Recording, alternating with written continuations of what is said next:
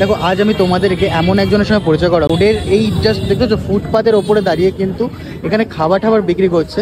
আর এই হচ্ছে সেই ঠাকুমা। ঠাকুমা কেমন আছেন? ঠাকুমা কি নিয়ে বসছেন একটু দেখাবেন? কি নিয়ে বসছেন? ফ্রাইড রাইস আছে, একটু দেখান। এই হচ্ছে ফ্রাইড রাইস, এত পুরো পুরো তো হাঁড়ি ভর্তি করে নিয়েছে। ফ্রাইড রাইস আছে, আর কি কি আছে? Chilli chicken. তো দেখতে পাচ্ছ এই হচ্ছে কিন্তু চিলি চিকেন, এটা চিলি চিকেন রয়েছে তাই তো? আর কি কি আছে? কাশ্মীরি আলুর দম। বাহ কি সুন্দর লাগছে, এত সুন্দর। এইগুলো সবগুলো তো কে রান্না করে ঠাকুমা? আপনি রান্না করেন? এখানে কিন্তু মোটামুটি সবাই এসে কিন্তু খাচ্ছে। আর সবাই বলবো না, দেখো মেন ওখানে উনি ভাইরাল হয়ে গেছে বলে ওখানে ভিড় আছে, অবশ্যই ওনারও দরকার, সেরকম এরকম ঠাকুমারও দরকার। আচ্ছা ঠাকুমা অনেক কথা তো বললাম, কিন্তু তোমার তো নাম জানা হলো না। এই বয়সে দেরি কেন, মানে এইগুলো কেন? ছেলে মেয়ের তো রয়েছে, তাহলে এই সব জিনিসগুলো কেন? ছেলে চাকরি করে, মানে কাজ করলেই যে এখনকার একটা ধারণা আছে কাজ করলেই ছেলে মেয়েরা বোধহয় দেখে না, কিন্তু প্রত্যেকেরই তো একটা আশা থাকে, স্বপ্ন থাকে যে নিজে কিছু করবো, স্বনির্ভর হবো। কেউ চায় না ছেলে মেয়েদের কাছে, তার নিজের ইচ্ছা পূরণের জন্য যখন করার প্রয়োজন ছিল, বয়স কম ছিল, করতে পারিনি, ব্যক্তিগত কারণ, সাংসারিক কারণ, ছেলেমেয়েরা ছোট ছিল, তাদের মানুষ করার জন্য। এখন খালি তারা স্টাবলিশ, বৌমারা ঘরে রয়েছে, নাতি নাতনি আস্তে আস্তে পড়াশোনা করছে। এটা আমার ভালো লাগার জিনিস। মানুষের প্রত্যেকেরই একটা ভালো লাগার জিনিস থাকে, যার জন্য আমি 10 বার গেছি দিদি নাম্বার 1-এর এতে অডিশন দিতে। আপনি গিয়েছেন 10 বার? আবার যাবেন? যাক বেশ ভালো লাগলো শুনে।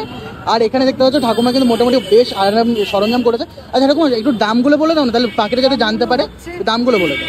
দামগুলো ফ্রাইড রাইস আর 2 পিস চিলি চিকেন দিয়ে ছোটটা হচ্ছে 75 টাকা। আচ্ছা এই কন্টেনারে 75 টাকা।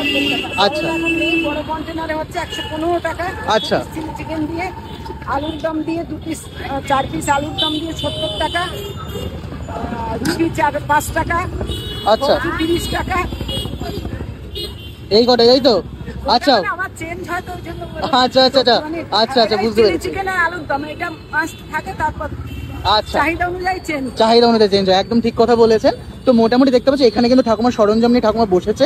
তো মোটামুটি দেখো আমরা অনেককে ভাইরাল করি, অনেকে ভাইরাল করিও না। তো ব্যাপারটা হচ্ছে যাদের ভাইরাল হওয়া দরকার তারা কি আদৌ ভাইরাল হচ্ছে, তো এই হচ্ছে ব্যাপার। তো অবশ্যই ঠাকুমাকে সবাই একটু সাপোর্ট করে দিও, কারণ ঠাকুমার একটু দরকার সাপোর্টটা। আচ্ছা ঠাকুমা এমনি বেচা কেনা কেমন হচ্ছে গো? ঠিক আছে, চলে যাওয়ার মতন? আচ্ছা আচ্ছা, একই রকম হবে এটা তো কথা না, আপ ডাউন তো লাইফেও যেমন আছে, সমস্ত কিছুতেই আপ ডাউন। একদম একদম একদম এই কথাটা শুনে খুব ভালো লাগলো আপনার কথা মুখে শুনে।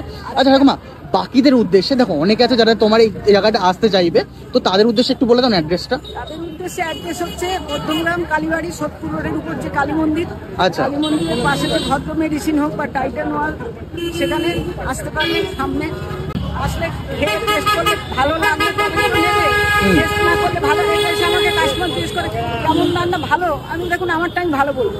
যে পচা মাছ বিক্রি করে সেও তো বলে যে আমারটা ভালো, একদম। কিন্তু খাবেন, টেস্ট করবেন, নেবেন, তবেই তো জানবেন যে ভালো না মন্দ। তো চলো ঠাকুমা ভালো থাকবেন।